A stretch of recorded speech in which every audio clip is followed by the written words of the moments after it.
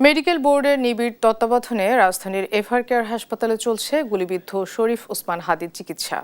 চিকিৎসকদের সর্বশেষ তথ্য, হাদির অবস্থা অত্যন্ত আশঙ্কাজনক। তার ব্রেন মারাত্মক ক্ষতিগ্রস্ত হয়েছে, ফুসফুসেও ইনজুরি আছে।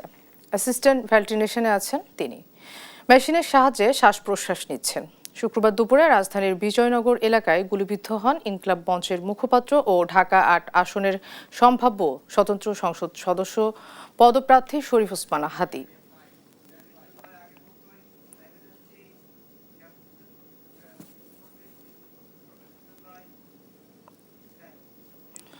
দর্শক, ওসমান হাদির চিকিৎসার সর্বশেষ খবর জানাতে সেখান থেকে সরাসরি যুক্ত হচ্ছেন আমাদের সহকর্মী আলভি রায়হান। আলভি, হাদি শারীরিক অবস্থা সম্পর্কে নতুন কি তথ্য আছে আপনার কাছে? সার্বিক অবস্থা সম্পর্কে আমাদেরকে জানাবেন।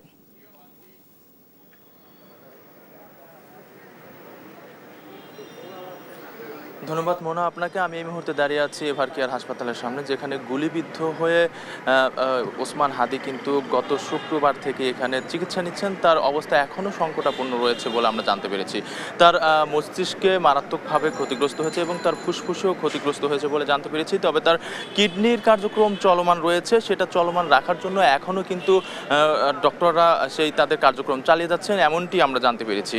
তার মেডিকেল বোর্ড যারা রয়েছে তারা আজকে তার সিটি স্ক্যান নিয়ে একটি মিটিং করবে বলে আমরা এখন পর্যন্ত জানতে পেরেছি। সেই মিটিং করার পর আমাদের বিবৃতির মাধ্যমে তার পরবর্তী নতুন আপডেট কিন্তু আমাদেরকে জানিয়ে দিবে, এমনটি আমাদেরকে বলেছেন। আমরা নানান জায়গা থেকে এমনটাই জানতে পেরেছি। গত শুক্রবার জুমার নামাজের পরে কিন্তু তিনি গুলিবিদ্ধ হন এবং গুলিবিদ্ধ হওয়ার পরে তাকে প্রথমে ঢাকা মেডিকেল কলেজ হাসপাতালে নেওয়া হয়েছে। সেখান থেকে উন্নত চিকিৎসার জন্য তাকে শুক্রবার রাতে আবার এভার কেয়ার হাসপাতালে নিয়ে আসা হয়। এখানে তারপর থেকে তিনি চিকিৎসাধীন অবস্থায় রয়েছেন। তবে আমরা আরেকটি বিষয় আপনাকে জানিয়ে রাখতে চাই, তার যে একটা অপারেশন হয়েছে, এখন পর্যন্ত তাকে আর কোনো অপারেশন করার প্রয়োজন নেই। তাকে ওষুধ দিয়ে এবং অন্যান্য যে ট্রিটমেন্টগুলো রয়েছে সেগুলোর মধ্যেই তিনি এখনও রয়েছেন, সেভাবেই তার পর্যবেক্ষণ চলছে।